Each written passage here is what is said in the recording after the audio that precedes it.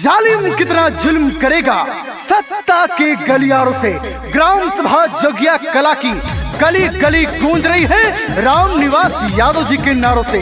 तो भाइयों बहनों याद रखिए, ग्राम सभा जोगिया कला के मान सम्मान स्वाभिमान उतर पड़े हैं मैदान में आप सभी जनता जनार्दन के सम्मान में। इस बार इनको अपना ग्राम प्रधान बनाना है। ग्राम सभा जोगिया कला में विकास से विकास लाना है और विकास की गंगा बहाना है।